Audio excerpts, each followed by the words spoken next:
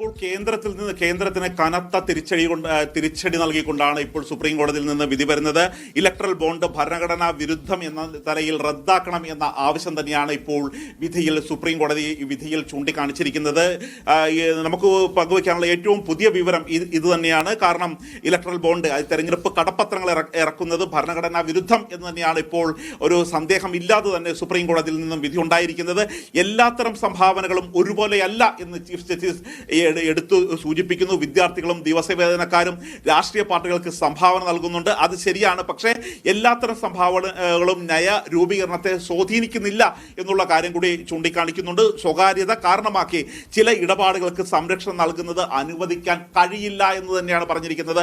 അതായത് നേരത്തെ നിഷാദ് ചൂണ്ടിക്കാട്ടിയതുപോലെ തന്നെ കോർപ്പറേറ്റ് ഫണ്ടുകൾ നിരവധി സഹായം ഒരു പ്രത്യേക പാർട്ടികൾക്ക് തന്നെ ലഭിക്കുന്നത് അതൊരു ഭരണഘടനാ വിരുദ്ധമായിട്ട് തന്നെ കാര്യങ്ങൾ എത്തിച്ചേരുന്നു എന്നുള്ള വളരെ സുപ്രധാന നിരീക്ഷണം തന്നെയാണ് ഇപ്പോൾ സുപ്രീം കോടതിയിൽ നിന്നുണ്ടായിരിക്കുന്നത്. വിവരങ്ങളുടെ രഹസ്യാത്മകത രാഷ്ട്രീയ പാർട്ടികൾക്കുള്ള സംഭാവനകൾക്കും ബാധകമാണ് എന്നുള്ള കാര്യം കൂടി സൂചിപ്പിച്ചിരിക്കുന്നു. ഇതുകൂടാതെ കോർപ്പറേറ്റുകൾക്ക് രാഷ്ട്രീയ പാർട്ടികൾക്ക് അനിയന്ത്രിതമായി സംഭാവന ചെയ്യാൻ സാധിക്കുന്ന കമ്പനി ആക്ട് ഭേദഗതി ഭരണഘടനാ വിരുദ്ധമെന്നാണ് പറഞ്ഞിരിക്കുന്നത്. അതായത് 2018 അരുൺ ജെയ്റ്റ്ലി കേന്ദ്ര ധനകാര്യമന്ത്രിയായിരിക്കെ അവതരിപ്പിച്ച ഈ ബില്ല് അത് പിന്നീട് പാർലമെന്റിൽ നിയമമായി പാസാക്കുകയും അത് നടപ്പിലാക്കുന്നത് വഴി നിരവധി കോടിക്കണക്കിന് ശതകോടിക്കണക്കിന് രൂപയാണ് രാഷ്ട്രീയ പാർട്ടികൾക്ക് പ്രധാനമായും ഭരിക്കുന്ന പാർട്ടിയായ BJPക്ക് തന്നെയാണ് ലഭിച്ചിരിക്കുന്നത്. ഈ വാദം തന്നെയായിരുന്നു കോടതിയിൽ ഹർജി പരിഗണിക്കുന്ന വേളയിൽ പ്രധാനമായും ഉന്നയിച്ചിരുന്നത്. ആ വാദങ്ങളെയെല്ലാം ഹർജിക്കാരുടെ വാദങ്ങളെയെല്ലാം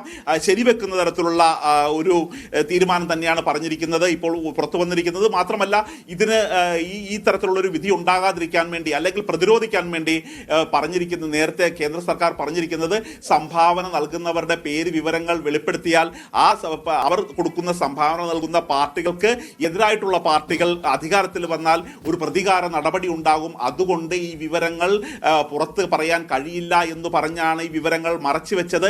എന്തൊക്കെ തന്നെ വാദങ്ങൾ ഉന്നയിച്ചാൽ പോലും സംഭാവനകൾ നൽകുന്നവരുടെ അല്ലെങ്കിൽ ഈ തരത്തിലുള്ള അനിയന്ത്രിതമായ തോതിൽ പൈസ നൽകുന്നവരുടെ ധനം നൽകുന്നവരുടെ വിവരങ്ങൾ മറച്ചു വെക്കാൻ കഴിയില്ല. ഇത്തരത്തിലുള്ള ഒരു രഹസ്യാത്മകത സൂക്ഷിക്കാൻ കഴിയില്ല എന്നുള്ള വളരെ ശക്തമായ ഒരു വിധി തന്നെയാണ് ഇപ്പോൾ സുപ്രീം കോടതിയിൽ നിന്ന് ഇലക്ട്രൽ ബോണ്ടുകൾ രഹസ്യമാക്കി വെക്കുന്ന ഏർപ്പാട് ഭരണഘടനാ വിരുദ്ധമാണെന്ന സുപ്രധാനമായ വിധി പ്രസ്താവം പരമോന്നത കോടതിയിൽ നിന്ന് വരുന്നു. ഇലക്ട്രൽ ബോണ്ടുകൾ വഴി സമാഹരിക്കുന്ന പണത്തിന്റെ സ്രോതസ് മറച്ചുവെക്കണം, അവരുടെ സ്വകാര്യത പുറത്തുവിടാൻ കഴിയില്ല എന്നാണ് കേന്ദ്ര സർക്കാർ സുപ്രീം കോടതിയിൽ വാദിച്ചത്. എല്ലാം സുതാര്യമാണ് എന്നതായിരുന്നു സുപ്രീം കോടതിയിൽ കേന്ദ്ര സർക്കാരിന്റെ വാദം. പക്ഷെ നമുക്കറിയാം 2018 കൊണ്ടുവന്ന ഈ ഏർപ്പാടിനകത്ത് ഗുരുതരമായ പ്രശ്നങ്ങളുണ്ട് എന്ന് അന്ന് കോടതിയിൽ പറഞ്ഞത് തെരഞ്ഞെടുപ്പ് കമ്മീഷനാണ്.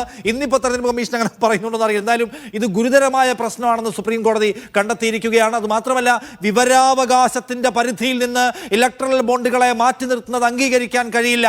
കള്ളപ്പണം തടയാൻ ഇലക്ട്രൽ ബോണ്ട് വേണം. എല്ലാം നിയമപരമാണ് എന്ന് വെച്ചാൽ എല്ലാം ടാക്സ് പെയ്ഡ് മണിയാണ് കിട്ടുന്നത്. അതുകൊണ്ട് ആളുകൾക്ക് കേന്ദ്ര സർക്കാരിൻ്റെ വാദം ഇതെല്ലാം ടാക്സ് പെയ്ഡ് മണിയാണ്, ബാങ്കിങ് സംവിധാനം വഴിയാണ്. ഒപ്പം തന്നെ രാഷ്ട്രീയ പാർട്ടികൾക്ക് സംഭാവന കൊടുക്കുക വഴി വേറെ ഏതെങ്കിലും രാഷ്ട്രീയ പാർട്ടികളുടെ അതൃപ്തി വിളിച്ചു വരുത്താൻ പോലെയുള്ള സാഹചര്യങ്ങൾ ഒഴിവാക്കാൻ ഇതെല്ലാം രഹസ്യമാക്കി വെക്കണം എന്നതായിരുന്നു കേന്ദ്ര സർക്കാരിൻ്റെ വാദം. നമുക്കറിയാവുന്നതുപോലെ ഇലക്ട്രൽ ബോണ്ട് വഴി ശതകോടികൾ സമാഹരിച്ചത് BJP ആണ്. BJPക്ക് കിട്ടുന്നതിൻ്റെ പകുതിയോ പകുതിയിൽ താഴെയോ പോലുമോ മറ്റേതെങ്കിലും കക്ഷികൾക്ക് ഇലക്ട്രൽ ബോണ്ട് വഴി പണം കിട്ടിയിട്ടില്ല എന്ന കാര്യം ഓർക്കുക. 2023 വർഷം 1300 കോടിയിലധികം രൂപ ഇലക്ട്രൽ ബോണ്ട് വഴി BJP സമാഹരിച്ചു എന്നതിൻ്റെ കണക്കുകൾ പുറത്തു വരുന്നുണ്ട്. അപ്പോൾ ഇലക്ട്രൽ ബോണ്ടുകൾ എന്ന് പറഞ്ഞാൽ സ്ഥാപനങ്ങൾക്കോ വ്യക്തികൾക്കോ ഇന്ത്യയിൽ ബോണ്ടുകൾ വാങ്ങാൻ കഴിയുന്ന ഒരു സംവിധാനം ഉണ്ടാക്കി അതുവഴി രാഷ്ട്രീയ പാർട്ടികൾക്ക് വൻതോതിൽ ഫണ്ട് കൊടുക്കാൻ കഴിയുന്ന ഏർപ്പാടായിരുന്നു ഈ സംഭവം.